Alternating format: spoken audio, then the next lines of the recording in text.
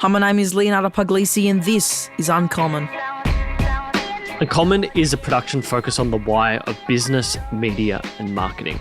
It's made by my team at Neural, a digital agency for challenger brands and talent. To learn more, just visit neural.com. That's NEURALLE.com.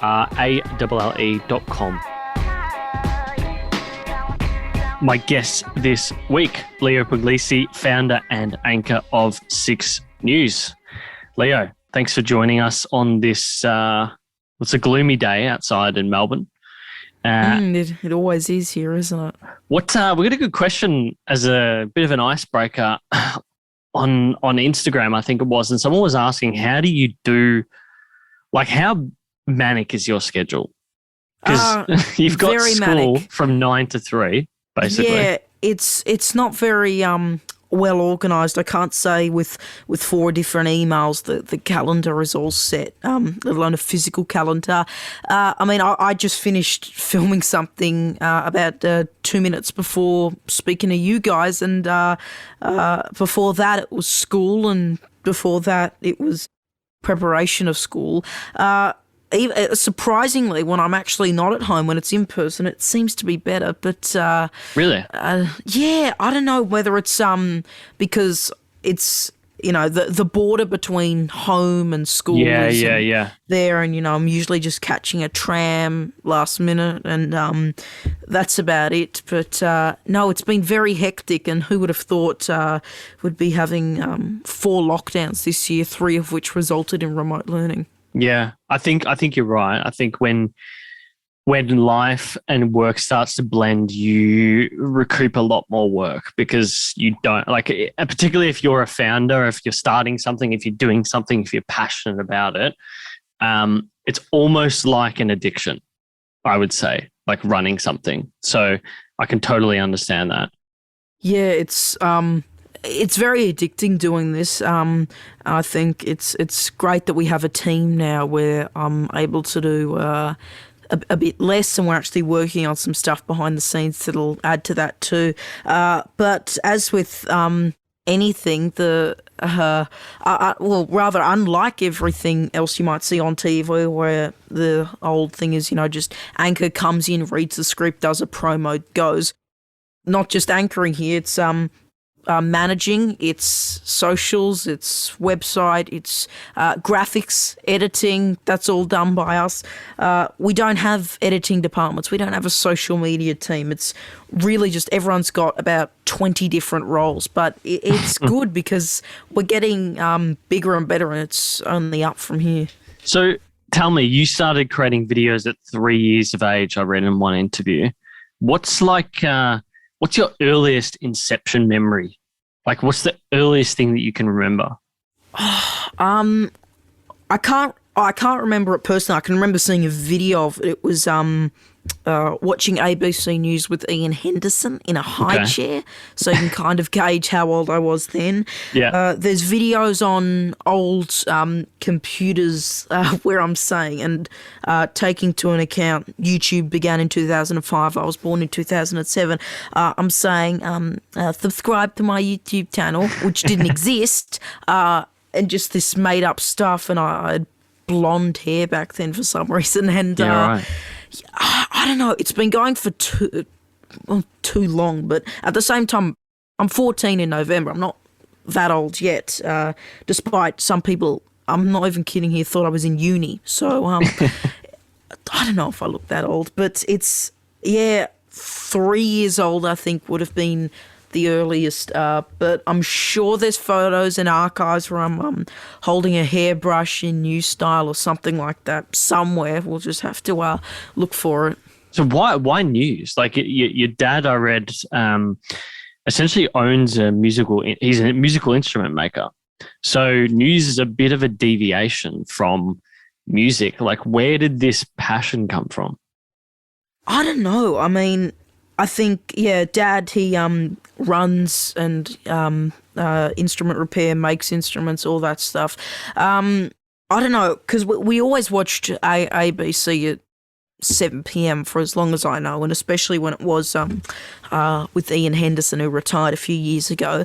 I don't know whether it was a passion for that, or it was a few other things like writing, video editing, which I did at school for school projects.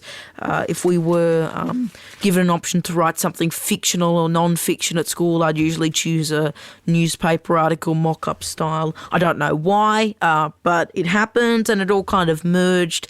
And now it's something that we are getting paid for. It is something that we get a bit from YouTube ads and Patreon for, but it's really it's not something you'd expect. But with our team, because we're all like-minded, we're all passionate about this, it proves it's not unique. There's a bunch of other people who are getting into it, all of which slightly older than me. But yeah, I wonder if it was like a thing when you're growing up, because when I think about my childhood, like the thing that and this could be a personality trait anyway, but like a lot of things, the career and the things you want to do in life are often simply that they align with your personality. And for me, growing up, I say regularly it's because I like sitting down at dinner tables at Christmas time and the hush, and someone would be speaking something very profound, as a lot of Greek families can be.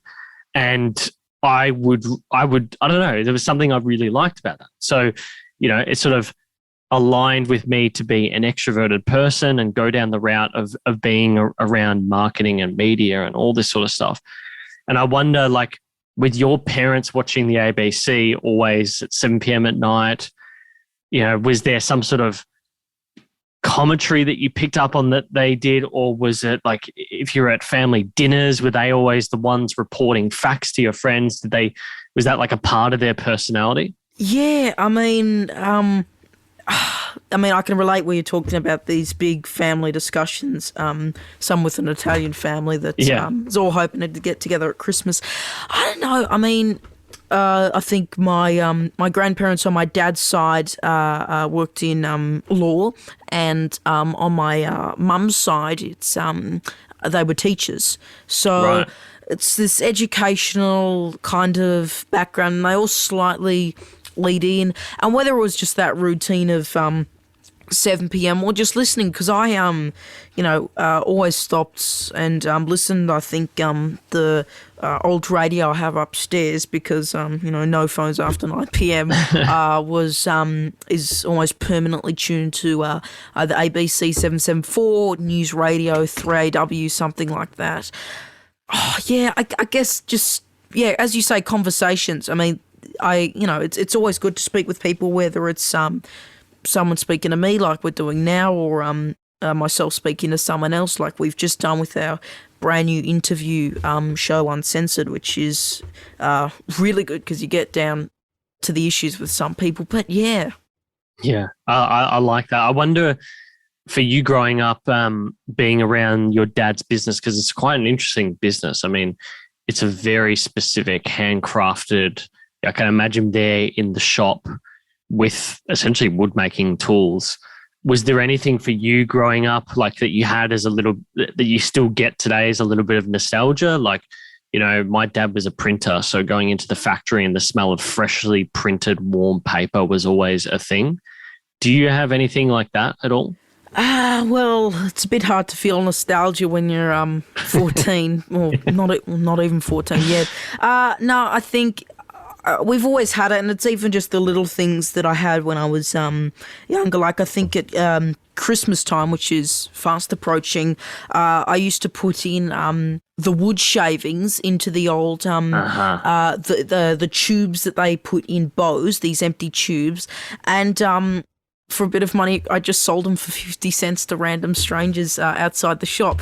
And after that, I think it was busking with the cello, because I do play the cello. It's over there somewhere.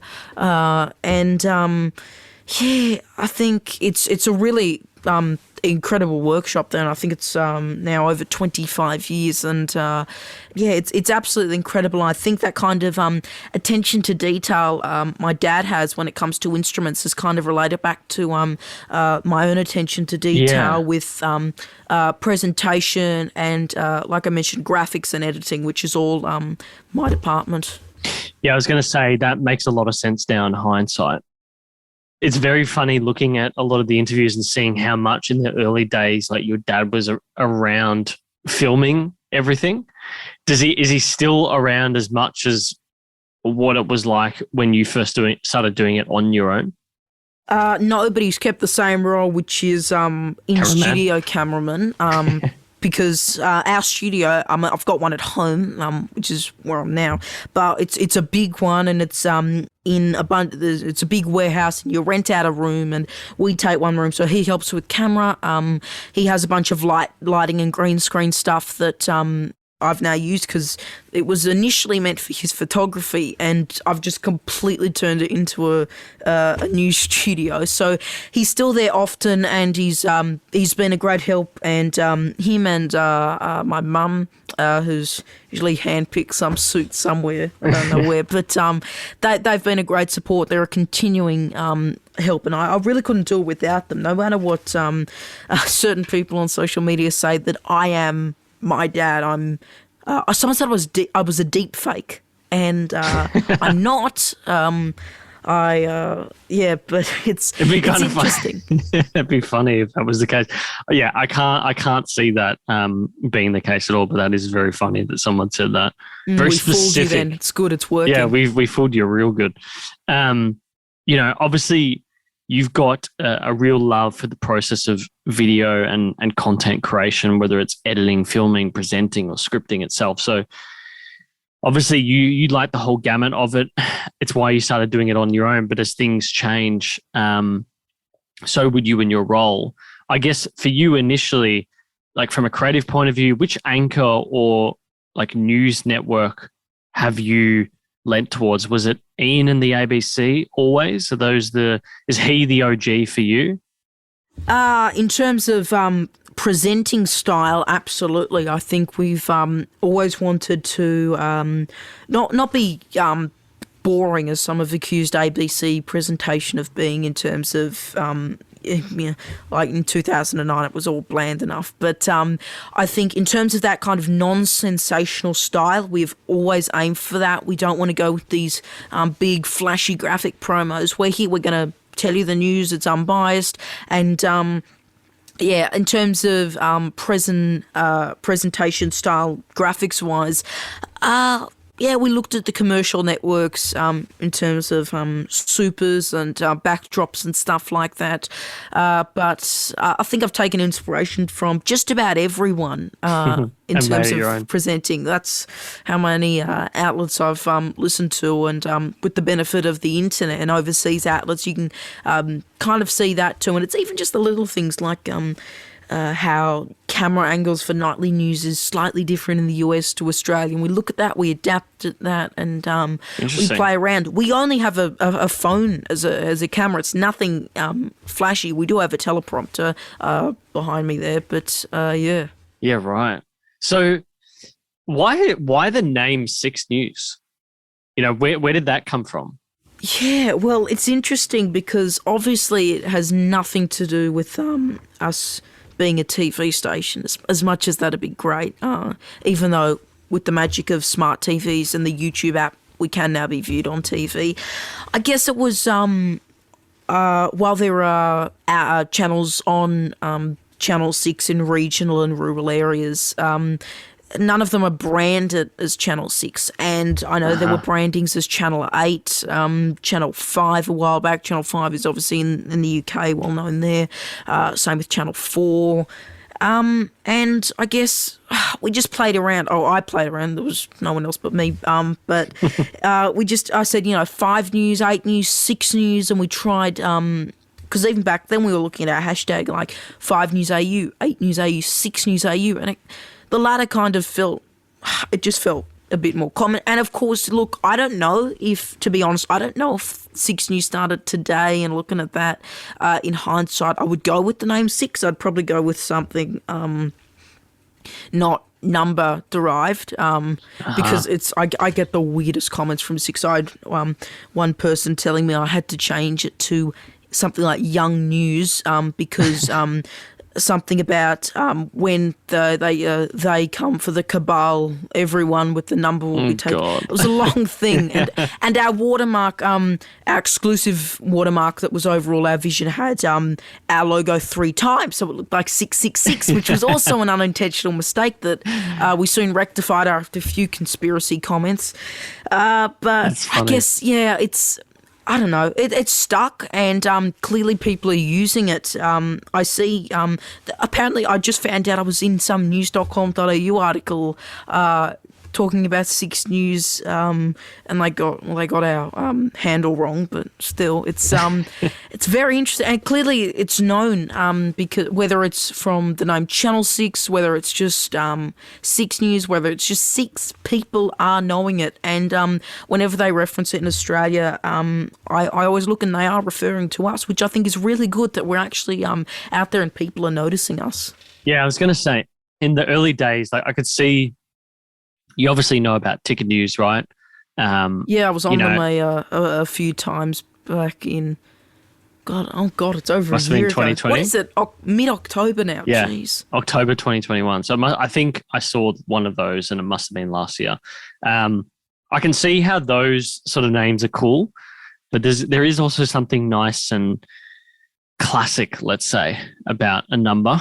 And I think now, if you were to ever change it, it would actually be to your detriment. Because the thing I is agree. that, I can't change it now. I mean, too many people know 6 News, and also for the sake that it's on everything. It's on excuse the pencils. It's on our mugs. Getting on a mask, on a jacket. I don't want to change it. And obviously, I'm sure in, I don't know, maybe 5 years we'll tweak the logo or something like that. But it's there. It's stuck, and I think more and more people are finding out about it, including those who are in the media industry. I was referenced apparently in some Victorian press gallery or something. God, I'm forgetting it. Press club or something like that a while back, and it's too late to change. And even though you can say, we're about 10,000 followers on Twitter, maybe that's not much. Well, those 10,000 people change is something that'll take a long time to adapt, and I don't want to change it. I don't think our team wants to change it. It's everywhere. It's even slightly blurred in the backdrop I've got here. So I think it's not something would change ever. I cannot see that in the future. And it is a registered business name too. Is it? Fully ours. Yes, 6 News Australia, 6 News AU is ours, and the legal documents are somewhere. But yeah.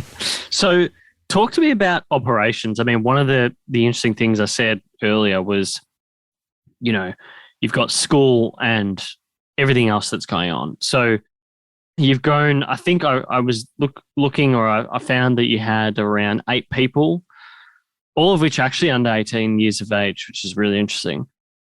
Talk to me about the differences in operations today versus what it was in the first 6 months of starting 6 News. Yeah, I think it's funny. We just gained a 9th reporter too, Marley Hawk, and we're working on some people behind the scenes. I think there are a few who are over 18. 2 off the top of my head, but we're all in high school or uni. We're all doing education.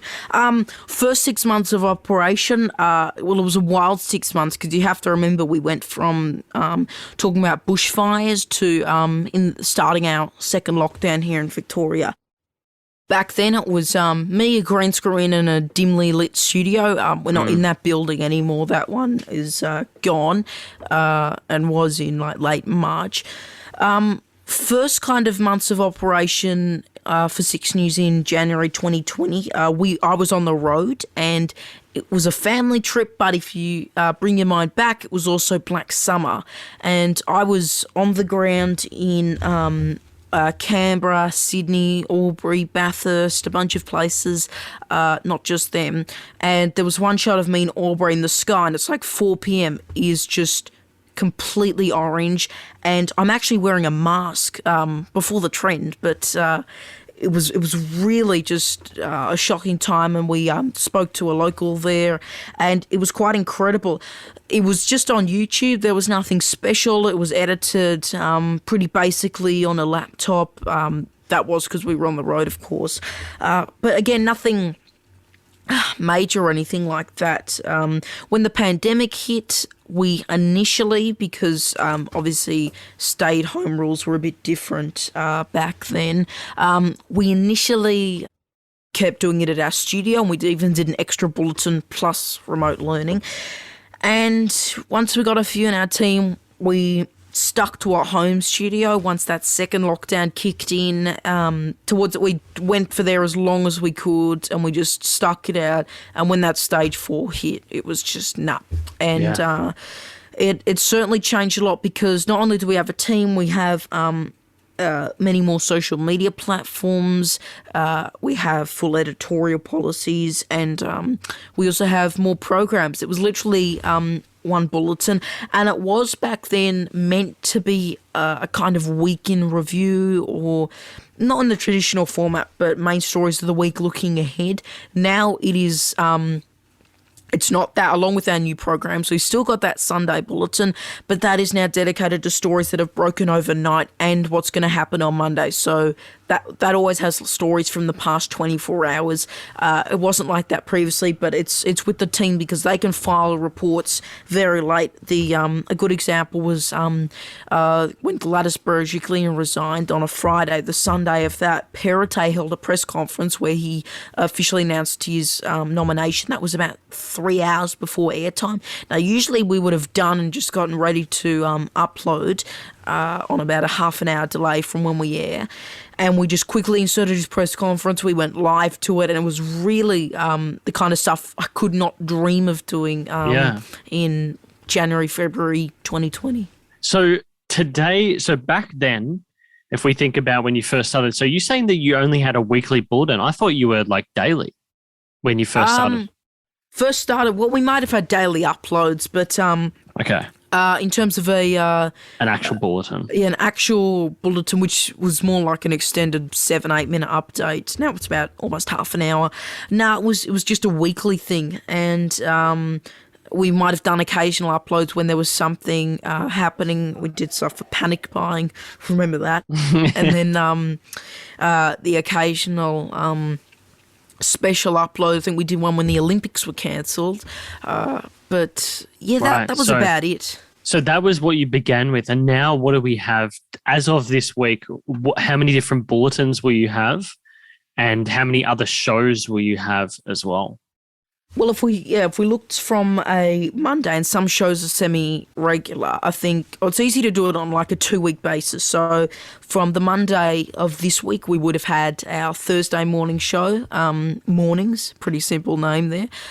We have 6 new Sunday nights at 8 Eastern. We'll have post 24/7 on Facebook, Twitter, Instagram, TikTok Elite. On YouTube, we'll have uploads every afternoon and evening, and either it's highlights from the Sunday bulletin or other content that's happening throughout the week. And every fortnight or so, we have Uncensored, our interview show, which is just unedited conversations. In addition, we have a few on-demand and available anytime programs with no set time slot. Fact Check, which is just combating misinformation, will be in any time. 6 News Now, a podcast, is an anytime thing, and there's actually more coming. And again, this is the kind of stuff where there's no set anchor. It's not Leo Puglisi news. The only thing I'm set anchoring is really just Sunday. Everything else, we have so many people on our team, and especially those who really want to present, because number one, it saves me time, and number two, it shows what they can do, because I think we don't want to give them a quick summer gig when I'm off at a pool and just let them do the work. They can do it in the middle of everything that's happening. And it was really proven when the Sydney lockdown hit this year, and then it was Darwin, Perth, and Brisbane when the four states and territories had the lockdown. We had Christian Penny, our political reporter, who was actually fairly new to the team then, going in and doing a major story like that. And it proves you don't need just one set anchor like you might have on the commercial networks where they bring in the big guns for a big story. Everyone here is the big guns. It's a total team effort. Yeah, I would say we'll link all this, but people should go check out on the 6 News website our team. Quite a big team now. So we've got 2, 4, 6, Holly, who just got added. I think you mentioned 8. And I think you said... Marley. We're getting a photo for him that we need to add. And we have people behind the scenes too who are helping us with video editing, photography and stuff on our website. And we're always looking for young journalists who just want to help. And whether it's on air or off air, it's really important because don't think of it like an occasional passion project. It is fully serious. We would not be aiming for interviews with Kevin Rudd if we were just a kids' YouTube channel. And we're not news for kids either. Our audience ranges from my age, 13, to people in their 80s. So it's quite a wide spectrum. Yeah, right. Yeah, look, I mean, if you count it, we've got 1, 2, 3, 4, 5, 6, 7 different formats or shows, and some of those are on multiple times a week. So it's grown significantly since when you first did your 7 p.m., not 7 p.m., your Sunday night bulletin for 7 to 8 minutes. It's a big move. How do you guys manage your workflow internally? What sort of systems and software do you typically use for this stuff? Well, it depends because usually we collect all our reports on, and again, it's all pretty basic in general. We have a folder on Google Drive. Now, that might sound simple, but we put it there, and there's different folders. There's folders for reports. We've got ones for overlay, and then we put it in separate folders. So there's folders for each member of the team, and they'll upload their stuff there. Now, I'm not sure exactly what each person uses in terms of programs. I know some use Adobe, some use other stuff, but I usually just put it together in basic stuff, whatever I just have, because I'm usually working on the go, which is iMovie. Now, it might sound pretty basic, but I really just use it to shove it together. In terms of graphics, they're all custom made. We didn't buy them from anywhere. And in terms of communications, we really just chat over text. We've got a group chat on Twitter, which most of us are in. And we usually just, who's available here, who wants to cover this. And it's really not just a digital-only outlet. It's digital behind the scenes too. None of us, except for Christian and Holly, who actually met would have been a few months ago now, for some filming on the Grand in Sydney. None of us have actually met in person because of the pandemic. Now, we're trying to change that, but it's really crazy. We're running a whole news operation here completely virtually, and we've been doing some catch-ups over Zoom, which have been really good, so we can discuss these ideas a bit more broadly and a bit more in depth. What if I told you the way to take your brand to the next level in 2021 is with TikTok ads? A lot of our clients come to us with a problem. They need to take their brand to the next level. They're typically doing 5 to 10K a month, and they need to jump to that 25, 50K per month level. And Instagram and Facebook just isn't what it was. So what's the commonality amongst all this? It is primarily opportunity in a saturated market. And we think that TikTok ads today is the answer. Now, Neural follows a 2-phase process to guide you as a challenger brand on the way to growth. Phase 1 is all about knowing your brand and niche back to front with a focus on breaking even or getting above a break even. Phase 2 is scaling that creative to blow up your sales in the process once we've secured you as the leader in that niche on TikTok. You do this with the right partner, a committed partner like Neural, and you'll build that confidence in an area that has typically been saturated in the past.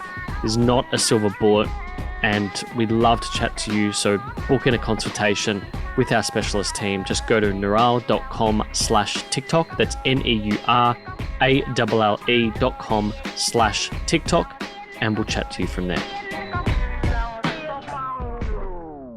Let's talk about growth and sort of the next stages for the organization. I mean, you're in year 8 now. The aim of the game, at least from my experience in dealing with Aaron Young from Ticker, is it's about watch time and average viewers. And so there might be things that will help you grow that side of things, whether it's scoops, so something that is breaking, or even syndication or future referencing, i.e., like you said before, with news.com.au, they're referencing 6 News for a piece that was broken, or maybe it's being 6 News is being shown elsewhere, etc. You mentioned before, the morning show, fact check. We've got Uncensored, which I recommend everyone go check out the episode with Kevin Rudd that I watched last night. You're a couple of years out of finishing high school. Where do you want to be when you're 18? Have you thought about that and what this could be in 5 years' time? I don't know. I genuinely don't know because, number one, I didn't think I'd be at this stage. If you asked me in, even with the pandemic starting March and April, which is before I managed to get lucky and was on Ben Rob and Robbo Channel 10 and all of that, I would not be saying I'm running a multi-platform news outlet with a team of young journalists that has just spoken to the former Prime Minister of Australia. If I met my future self right now, I'd be slapping myself because that's insane. I don't know, because the media market has changed so much, and even in just the time I've been alive, which isn't that long. Like, you know, the kind of, what some say is the decline of TV. And even if it's, networks obviously are focusing on digital a lot, but there is very few outlets that are digital only and, you know, meant for the digital age, built in the digital age, and run by people growing up in the digital age. So I think... Good point. Yeah, I don't know. I mean, 6 News, again, as I said, you know, registered business, it's all fully serious. I don't know what could happen, but right now it's only going to get bigger and better. It is hugely improving, and our team, as I've said, you know, it's fully serious. Our first reporter, Jack Khan, he's now at Channel 9, so clearly growing, and... we've been growing. And again, like you kind of mentioned there, a lot of it is down to references and other news outlets. I always love the good credit. If we don't, I usually complain about that. But and of course, stuff with others. We have WAMN News in Western Australia. They are another independent outlet, and we show promos for them. They show promos for us. On YouTube, I think last month would have been a record for us. Almost 2,500 new subscribers. Almost over 250,000 minutes watched, over 150,000 total views in that month alone. And a lot of it boiled down to our breaking news reporting on the CFMEU protests, the interview with Kevin Rudd, and stories that are really getting engagement, because we always want to tell people we are fully open. We're saying use the hashtag, email your feedback, let us know. We've got our comments on, we've got our live chat on, and we just want to hear from you because it's something they can engage in. And I heard someone say that TV networks are kind of almost too big. You don't usually get to speak to the reporters in depth who have their DMs open. You don't usually get to interact in the comments like that. We'll have that. We speak to people who aren't on these networks, and it's almost for the viewers, you can describe it as, because anyone with any political view, any background, anywhere you live can tune in, and you'll see the facts. You're guaranteed to see someone you like, someone like you on 6 News. Is there anything in particular in the next few years that you guys think that you have to do? I haven't seen much monetization. Is that something that you guys think about, or is it not a worry, at least in the short term, with the fact that you're all under 18 and you don't necessarily require a salary? Obviously, you've got operational expenses, But We do. is that something that you think about a lot at the moment?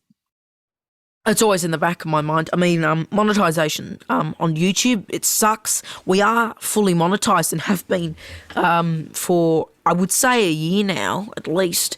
But unfortunately, they don't give us one, or they put in, not demonetized, but it's running little or no ads, not Restricted. suitable. And that's usually because we're not, covering up stories. We're, telling the facts, and it's pretty much everything to do with coronavirus. So there goes 90% of our content. And then again, it's also very little anyway. They take most of it. It's really measly cents. Thankfully, we're really grateful because we have our Patreon subscribers who have been amazing in supporting us, and they're getting exclusive benefits for doing that too, which is something you don't usually get if you subscribe to the Herald Sun or something like that. They get early access to stuff. They'll get an uncensored Christmas blooper reel later this year. They'll and they're always helping us, so that is really important to us. It's a monthly thing. It's not $4 a day. It's $4 a month. That is it's compared to networks. It's really not much. But if half our audience gave $4 a month, I mean, just imagine where we'd be at. And we're always looking for new opportunities. One thing I'd really love is more interviews with politicians. Sometimes they don't usually like answering back, which sucks. But if we can get the former Prime Minister, we can get another former Prime Minister, we can get some connections going, and hopefully one day it's a Scott Morrison exclusive on 6 News. That'd be great no matter what. And I know there'll be people like, who wants to interview that Muppet? And we know there's anger on right and the left over Scott Morrison. I really don't. I interviewed Kevin Rudd not because I agreed with him, because he is the former Prime Minister of Australia. Now, that's someone anyone would like to speak to. And it's not like we're asking, softball questions. I said to Rudd at least twice during that interview, hang on, your facts aren't right there. And we asked if his facts wrong, and we're trying to do that with all interviewees, because we want to not only understand them, but we also want to pull them up if they get something wrong. Fact check, again, we just launched a new show on it. It is hugely important because misinformation on social media, and I'm seeing that as a digital-only outlet, is shockingly bad. It is. Yeah, it's bigger a problem. I know people say it's a big problem. It's a really big problem. It is on platforms, especially for TikTok, which is made for young kids. The stuff on there is just absolutely outrageous, whether it's misleading editing, lack of context. There was something on Twitter I saw where someone did a fake voiceover of a Channel 9 reporter saying something like, vaccinated people 10 times more likely to get infected, which isn't true. And it was a clear cut and the vision was all blurry, but people believe this. It's insane. Yeah. But no matter how ridiculous it seems to us, you have to remember that if people are believing it, then it'll have real-world consequences. So if anyone wants something fact-checked, even if it's something they think is true, they don't just send it to us. We will give you all the information on it. We'll link our sources. We'll do all that. Yeah, it's very topical that you bring that up, because I want to talk about media bias, but it's very interesting you mentioned disinformation. Like, if we think about, I saw one recently, obviously with the earthquake here in Melbourne, and this really fascinated me because I'm in a 5-story apartment, right? So being in a 5-story apartment, things got a bit shaky. It's built in the 90s, or let's call it early 2000s. It's a bit of a worry sometimes when you look at the building in comparison to others. It's not as new. So you go, okay, what could there be a potential issue here? Do you need a structural engineer to look at it? So I go on, I see an influencer and they're talking about this earthquake, and they're like, well, the reason why it's so shocking here is because, we're not used to earthquakes and our buildings aren't built to handle them, which I was like, hang on, how could that be possible? So you dig into it and you look into it and you go, okay, actually they're wrong. There's a specific code. If something is built over 3 stories, they must be able to withstand this, this, and that. So I totally see where you're coming from when it comes to TikTok in particular being an influencers being an area where there's a lot of misinformation. So, you've stated previously there is a large problem in the current media landscape with bias in news. or at least the mixing or disguising of opinion under fact or in fact. So I guess I'm, someone who's intrigued by persuasion, behavioral economics. You having this show, Fact Check, is quite intriguing to me. And I guess, you write segments yourself, you write news segments, you look at the facts regularly, you're doing something like Fact Check. What do you feel are the classic tells for media bias or misinformation in a piece of content? Is there something that people can arm themselves with and look out for in particular? Well, I mean, number one, I'm not one of these mainstream media is all boo the mainstream media kind of people. But I can understand why people see that, and even stuff like I'll get hated by about half the people on Aussie Twitter for this. I watch Sky News. I don't watch it because I agree with conservative hosts. I watch it usually in the daytime when it's shows. Likewise with CNN, I don't watch it for the opinion. But people, as soon as there's an opinion leading, then they assume the news content is leaning too. I think the number one thing to look out for, look at the page of the person who's posted it, because there are significantly large accounts posting this kind of stuff. See, are they swinging towards one side permanently? And just think for a sec, is that something that looks real? Even stuff like, and as someone who, does the graphics here, I'm always looking at network graphics too. Does the font at one bit look better, different to the other? Is the quality of a font better than the rest of the image? Is it bigger, or is it what's been sharpened? I know, yeah. Is it bigger, or is it just completely different to the main font? Does the image look fake? Just look at that. And again, if you're not sure, I welcome you to tag DM at 6newsau or email contact@6newsau.com, because we'll check that up for you. And if it's a big enough problem, we'll do a video or a post about it. Also, see if anyone else is saying it, like if a credible outlet. Now, you can say, I don't think, boo Murdoch. Murdoch's not credible. No, just check if something like that's being reported by anyone else, and whether it's the key words, like, if there's some vaccination statistic about vaccination people, look up something like vaccinated and the percentage on even social media. See if anyone else is saying it. And also you'll probably see, and this happens a lot, that the exact same phrase, word for word, is being repeated. Now, that's usually down to these disinformation bots. I think there was Project Veritas or something like that in the United States. Yeah. And it was exposed that one of their stories, there were like a bunch of accounts that just posted links to it, same exact wording. There was also comments on YouTube on some video that was same exact wording. And with a few variations. It was a common one. It was like, I'm from Mexico and even I know Donald Trump won. And there's a flag and then the American flag. And there's another one, I'm from Portugal, and it's the same, and it's these dodgy accounts. Just, look for stuff like that and ask around. And a number one thing, if you fall for it and you admit to it, I am begging you to delete it. Yeah. There was one example, and I caught it in the first 2 minutes, where, if you recall, the person who was slammed by a security guard in Melbourne last year, and a bunch of people blamed it on not mask wearing. Now, that was because he allegedly broke in. Now, I'm not defending the actions by any means. 2 minutes, it got something like 15,000 views, and on Twitter it's the retweets where you have to look out for, because that's where people are sharing. And I fact-checked, and I kept replying. I'm like, no, this is not true, and I look a bit obsessed, but it's a problem. And everyone's either not admitting to it or accusing me of defending quote-unquote police brutality, or they insult my age or something like that, which is why I think it's good now that as an independent and unbiased outlet, we'll be fact-checking videos too. We won't have to link back to network stuff.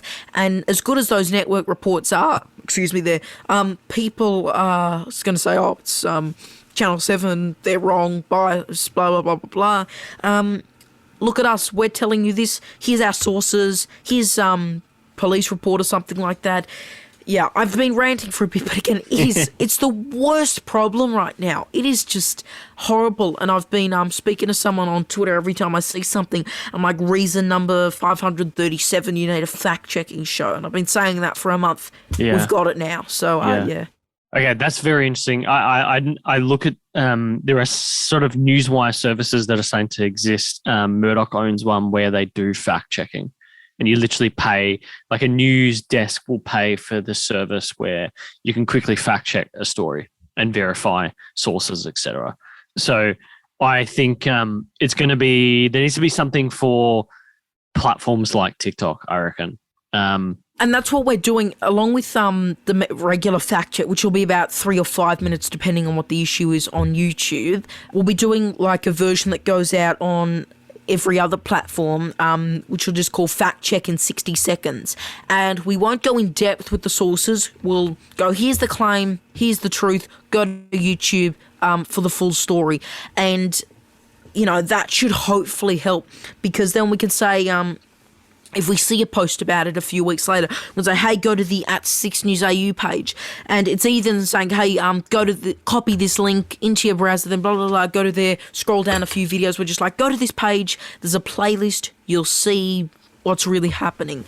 But definitely for TikTok and Instagram, it has to happen. It's a lot easier to just share a link on YouTube, but sharing these videos, it'll help. And, It's that, because I see even people my own age falling for it, and it's these activist pages that have no sources. They have just stuff like that. There's even those parody activist pages. Yeah, often parody and comedy used to push a certain point.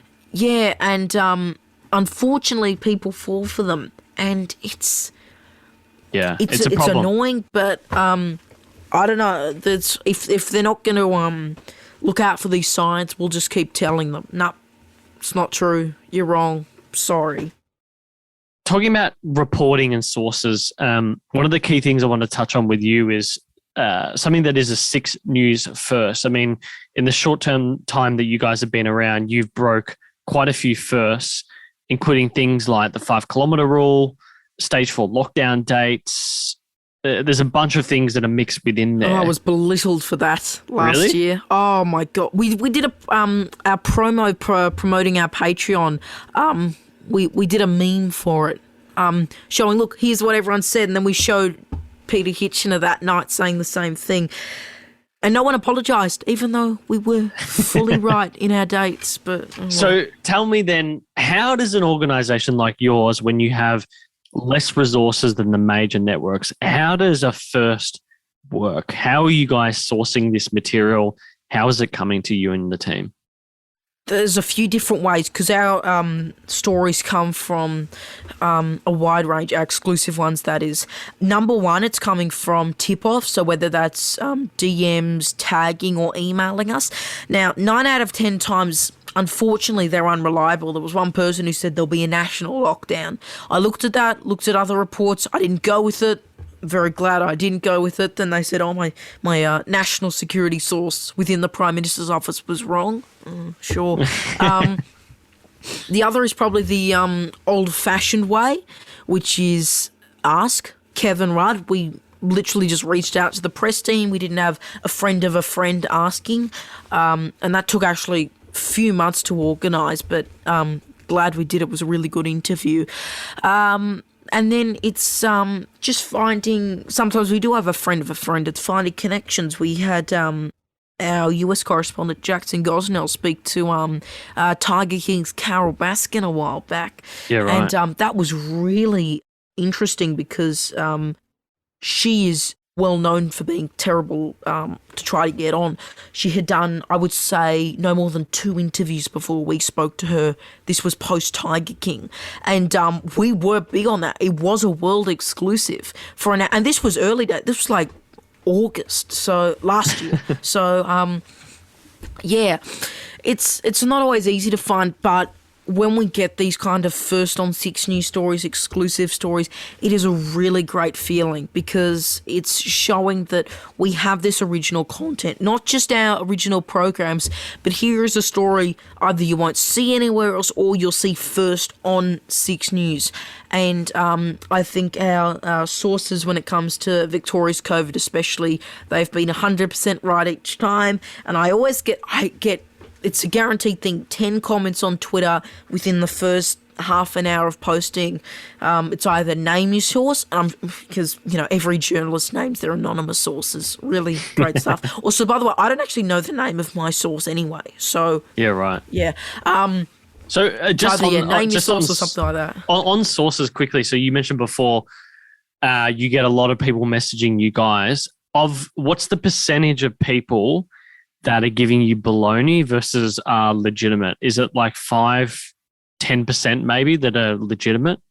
Yeah, 9 out of 10 are false. So, yeah, it's really shit to see some of these comments where it's either they're knowingly feeding us BS or they're just, they're falling for stuff. Unfortunately, I see it a lot, and it comes from our Facebook messages where it's these weird sites. It's, the weirdest domain names. It's theglobalworldnews.net.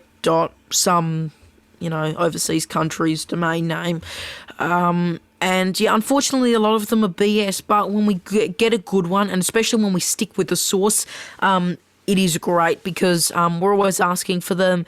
And even sometimes, some of our exclusives have come from people, I think there was Ben Norris who was part of 3 people who did an interview with Pete Evans last year that got absolutely panned. That right after that, Evans posted that Nazi symbol that got him kicked off I'm a Celeb. And we spoke to him. We actually asked him, do you regret these interviews? We kept pushing and we got some really good content out of that. And even stuff that happens in the media industry too. Whether it was those redundancies at Channel 10 a year ago. And thankfully, most of the time we get credit. It's good when we get credit. Unfortunately, sometimes we don't. As I said earlier, if you don't, we'll say something. And I know when Sky News covered up our logo last year, I was not too happy about that. Yeah, you'd be pissed off about that. Yeah, no, especially this is I'm not one of these anti-Murdoch people again, but this is a company that could have easily sourced their own vision for that. Yeah. We went that, we got it. And obviously I know their graphics covered it up. I totally understand that. They put credits in the top left corner for almost everything else. That's literally what we're asking for, or a name recognition, this vision courtesy 6 News shows. That's pretty simple. We do it for absolutely everyone. Surely they can do it for someone who's a lot smaller than them and just likes a little bit of recognition. Yeah, I think that seems like a fair point to me. I think that's fair. Just curious, both my producer and I were curious. What's your production setup look like amongst you guys? I think you mentioned before you still to this day film on your phone and you've got the teleprompter at home. Does anyone have any other crazy setups amongst themselves?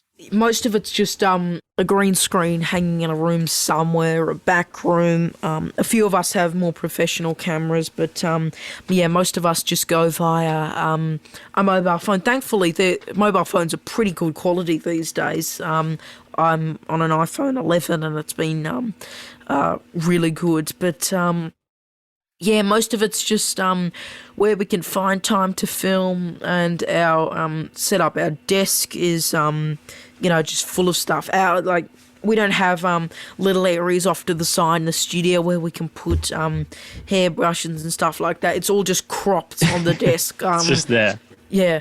It's just there. Yeah, I can imagine. I know what it's like when you're running a small operation and it starts to grow pretty quickly. Everything is just everywhere. You never really feel like you're fully on top of it. All right, Leo, some rapid fire questions to finish things off. What's your morning and evening routine look like at the moment? Morning, I think it's usually checking the latest headlines on phone or TV. And right now it's getting dressed, sitting at the desk where I am now for some remote learning.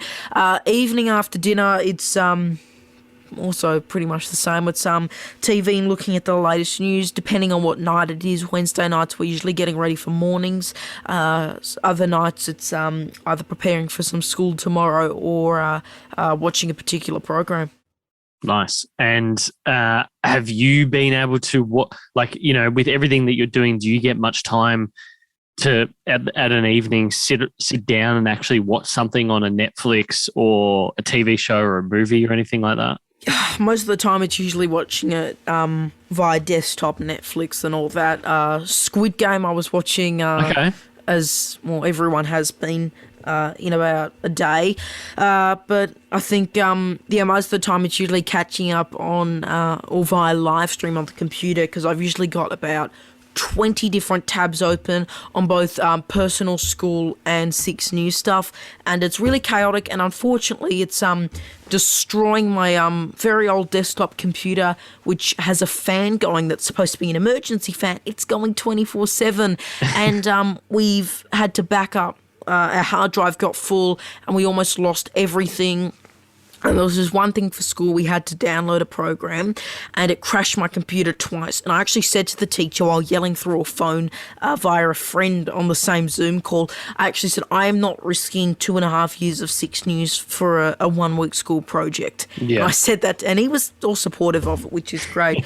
But no, I usually don't get much time to sit down in front of the TV unless I'm watching the footy. That's about it, which isn't on now, but yeah. I love that. I love it. All right, last question for you. If you could have a billboard anywhere in Melbourne, where would it be and what would it say? Well, I think it would have to be where one billboard is now, just near the Westgate Bridge, which is the Leonardo Helicopters Company. Now, I'd remove the image of the helicopter and maybe put the 6 News logo there, and we'll just put, independent and unbiased. I think the last time I remember seeing it vividly, it was next to a Clive Palmer billboard, 2019 election era, which seems to be coming back now, except with Craig Kelly instead. Yeah, so, right. That'd be about it, just near the Westgate Bridge, nice and big, so, everyone can see it driving past, though. I like that. I think really the only people on the Westgate Bridge right now are protesters, but that's about it. I like the location. There are some pretty prominent billboards. It's so funny you mentioned Craig Kelly and Clive Palmer, because I drove past one the other day. I'm trying to think of where it was. I think it's at that kebab shop car wash that's on sort of Punt Hoddle Road, where it meets near Victoria. Is it Victoria Street or Parade? I can't remember. I think it's Victoria Parade. Anyway, it's always funny to see those prominent. For me, I always go for the one at Punt Road on the bridge as you go up towards Hoddle Street is like a big one for me. Then there's also the one at the airport. But I'm sure we'll be seeing Craig Kelly on the UAP logo popping up everywhere next election. Yeah, and I'm sure we'll end up having him on one time, but we'll have to wait and see. Yeah, we'll see. Well, look, Leo, thank you so much for doing this, mate. Where can people find you on the interwebs? Yeah, well, Facebook, Twitter, Instagram, TikTok, and it's Leo_Puglisi6 for 6 News, though, with full team at 6 News AU. And on our website, 6newsau.com, you can find links to our team's own socials and their personal socials. But if you want to see our programs, just search 6 News Australia on YouTube. Subscribe, full notifications, you won't miss anything. That is where the main news is, and you'll be able to find more information there too. Now, for everyone listening and watching, we'll link all of that as well. I thoroughly recommend you go check out 6 News on YouTube. I found you guys at the beginning of the pandemic and I was like, oh, wow, what's this? Local news. It's a local news, Australian news channel run by a young guy. So I thoroughly recommend go checking it out if you like unbiased stuff. But Leo, thanks for coming on the show. No problem at all. Good to be here. Thank you so much for checking out this episode. If you liked it, do subscribe and of course like it on YouTube if you're watching as well. We'd really appreciate that. For audio, if you've not already listening on your podcast app, you can search for it on any good app, including Spotify, Pocket Casts, Apple Podcasts, Google Podcasts, etc. For video, if you're not watching, you can search Uncommon Podcast on YouTube. It's the first one that appears every single time. But behind the scenes, do follow us on Instagram and TikTok. It's at uncommon_show. But until next time, thanks for tuning in.